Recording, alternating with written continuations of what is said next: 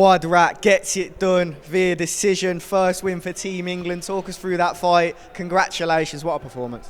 Thank you, man. Yeah, had to get one for the team, but I'm not so happy with my performance because I'm way above these guys. Yeah, and for me, I want to really finish him. But good experience, first time fighting abroad, and to get a win for Team England means a lot. That's a good mentality you got on your shoulders, on your head, because a lot of people are just going to come here and be proud of the fact that they got a win at Immaf, but not you. No, I want to win this thing. I'm here because I know I can win this. I don't come here to just, wave the flag or just participate. I'm here to win the gold, and that's what I'm going to do. So obviously this was the first performance, and I'm happy I got in there, got the job done, but I'm only going to get better. Now I felt the difference of fighting in England and fighting abroad.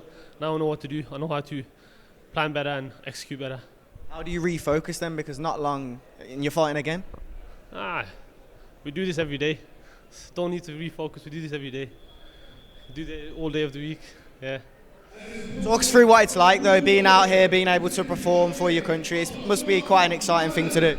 Yeah, it's a little different because obviously in England you have like changing room, and then opponent, and then you come out, different walkouts. Here, everything's just in one place. Like if you back of the arena, it's a massive workout area.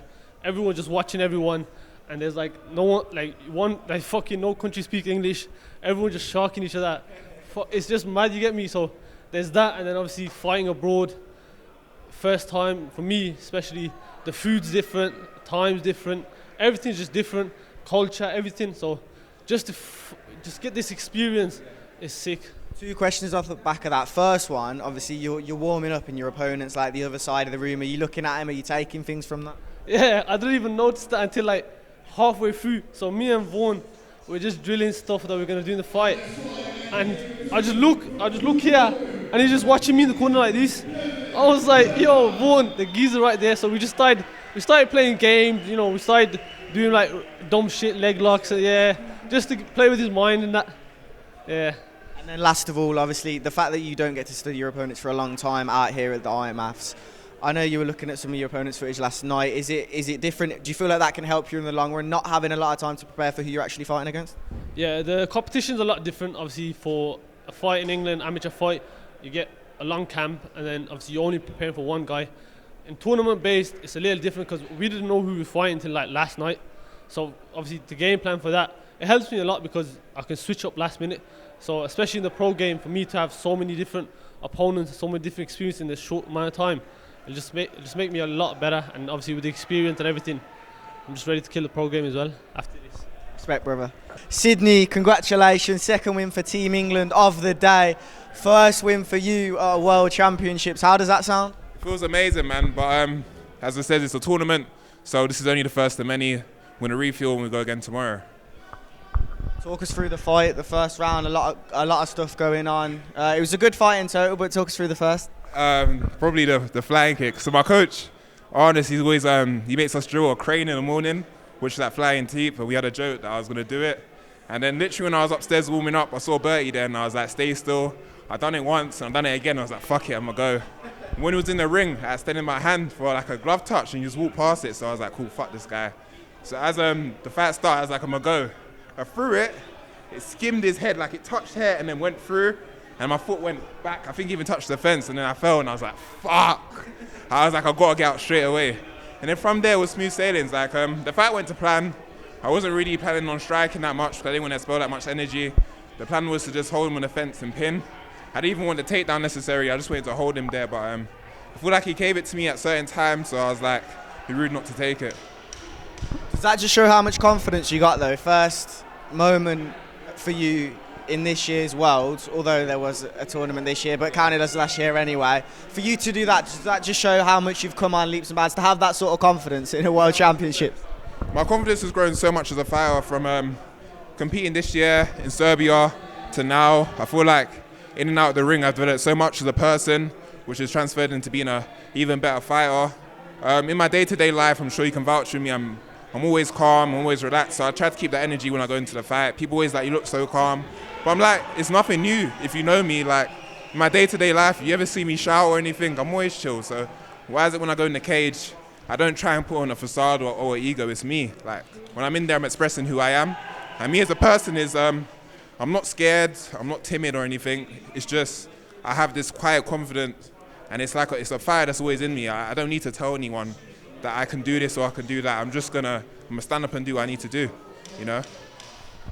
I don't want to keep you for too long. I'm aware you're fighting again very, very soon, a matter of hours now. Yeah. And obviously you fought late in the day, so just last one from me. Yeah. How do you feel like you've come on since Serbia in particular? You've obviously gone on to win the Four Nations, but how important was that learning curve in Serbia? Because now look at like how you've actually understood the way this tournament works, the styles of how people fight, etc., and then come into this tournament. Yeah. MMA is a beautiful sport. It's given me some of my darkest moments, like losing the world. It put me in a dark place. I was very upset about it, but I knew there was a lot of work to go. I know where I want to get in the career and in the sport. So I was like, and I can walk away and not improve, or I can just stand up and address the issues and do what I need to do. So I started working harder. I doubled up on my training, my striking. I went hard in my jiu-jitsu. I linked up with Fight Zone and Stuart. I started training with him. Like, I knew there was work to do and I wasn't scared of it.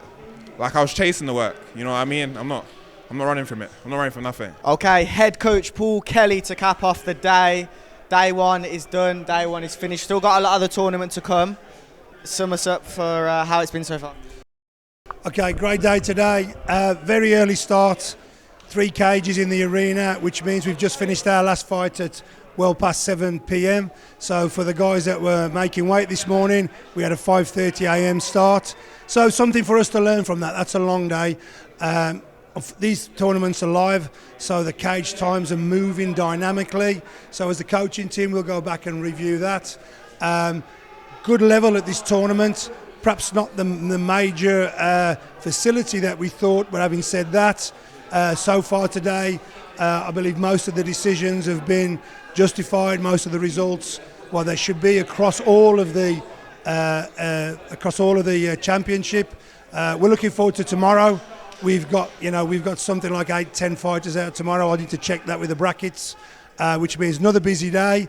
We now know what day one's like, so we're more prepared. So looking forward to more competition and to winning more matches through to the later rounds. Yes. Okay, let's focus on the wins then. Sydney to finish off the day, Quadrat as well. 2 big performances, and they'll be moving on to the next round. Yes.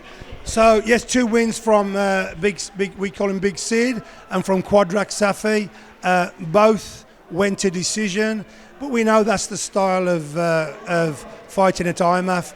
We want our guys to consider their energy conservation, to consider the damage limitation. So we're happy to win the round and make sure winning rounds and getting through to the safely and comfortably to the next level, to the next part of the tournament is important. Today's the 16th, tomorrow we're down to the 8th. So we've 2 more days after that before we're in the finals. And if we can continue with this type of win, with this type of strategy with our athletes, I think we'll be happy.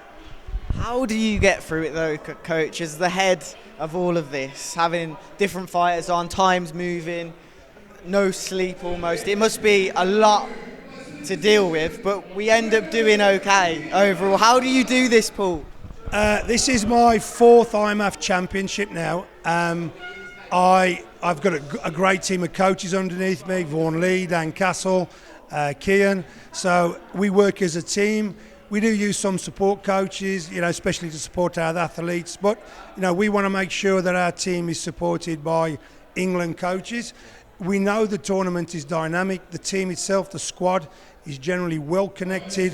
They know what we're trying to do. So, yes, we are moving in a dynamic day, but we're also working together.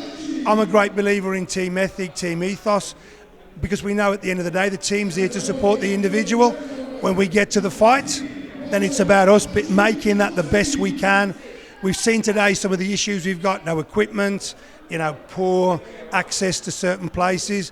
But the coaching team, we're aware of that. Our job then is to make sure our athletes get to the cage ready to fight. Then it's down preparation, one-on-one, and I believe my team, the England team, can do that.